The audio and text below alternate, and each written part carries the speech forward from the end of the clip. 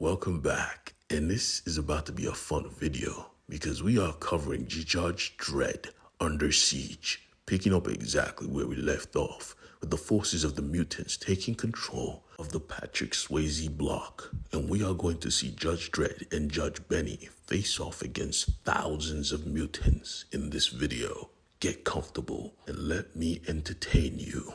Picking up exactly where we left off with the lights being turned off. Now, they had no way to see except the light jacket from one of the rebels. This was the only way they could see. And honestly, they needed the light because the zombie, or rather, the mutant horde was coming. They were prepared for them. But Judge Dredd was suspicious. He heard a sound, and this sound made him uncomfortable.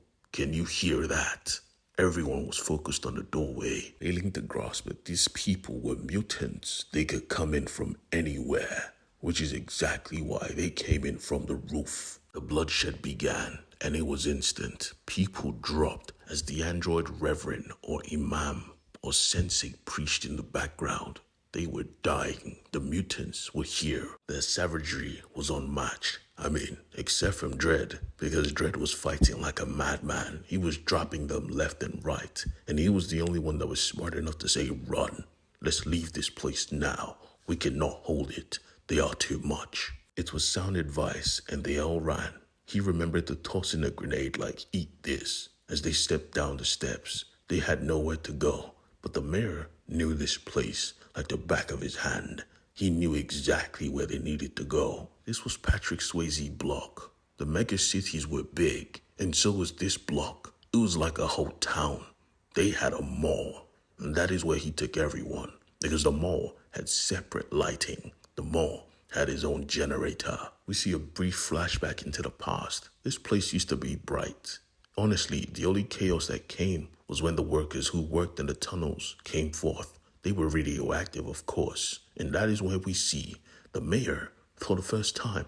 He wasn't always the mayor. He was just a simple employee until this place went to hell. And now he was the only glue putting them together. He sent his right-hand person to go confirm or call the rest of their alliance. We need hands, and she was going to bring them. Why were they so loyal? Well, we learned that quickly, because when things were still good inside this block, people were shutting down. There was no money because there was no jobs. The only way you could get money was to go to the kidney spot and sell off your kidneys. Their motto was, "God gave you two." It was such a disgusting practice. There was a family plan. You could register your whole bloodline, and they would take kidneys from each and every one of them, every time period. It was disgusting, but you had no choice. This was the only way you could feed. Back in the present though, the judges were trying to secure this area. They needed hands, and from the corner of his eyes, he saw the hands, people willing to fight for this place. And honestly, he was thankful for it. They were not here for him though. They were here for the mayor. Even Judge Benny was like, "Why do you people fuck with your mayor this much? People are willing to fight for him." And she remembers everything. The absence of law made us family, because when we had nothing to eat, when we had no money, we were harvesting our body parts. Her grandma donated kidney loss, so she was out. Her uncle lost his limb at work, so he was out. She was the only one left. And one day, when she was late on her donation, they sent people to come to her house and pick up anyone who hadn't donated kidneys yet.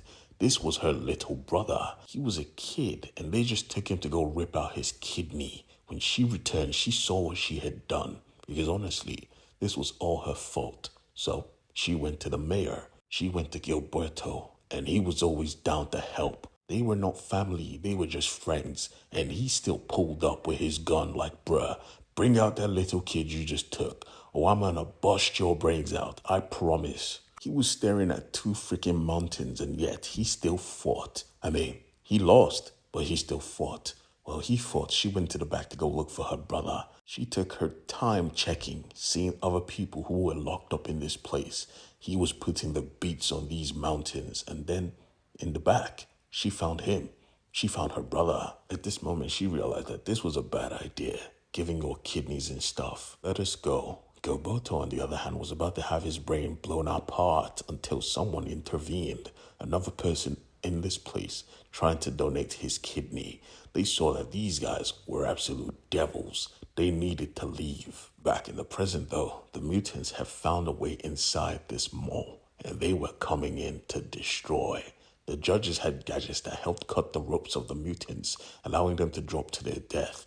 But that would never be enough. Even the judges knew that. They were good at killing, but they wouldn't survive against a mob. Funny enough, at the same block, a few years back, a mob had assembled to come destroy the kidney people and kill every single one of them.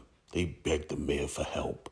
This mirrors today's battle. Back then, at least he had the option of burning all the records, destroying every trace of everyone who owed kidney, and setting this place ablaze. Now, just like before, demons are flooding out of the kidney spot. They only have one option: stand and fight. And that is exactly what they did. Please don't forget to hit the subscribe button and come back tomorrow because I drop a video every single day.